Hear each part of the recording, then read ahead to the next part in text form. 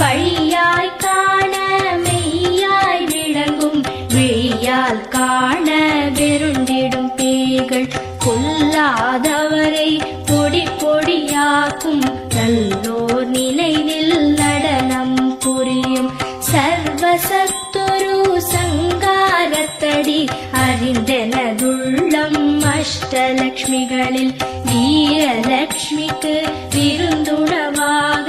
சூழ பத்மாவை துணித்த கையதனால் 27 உவந்த முதலித்த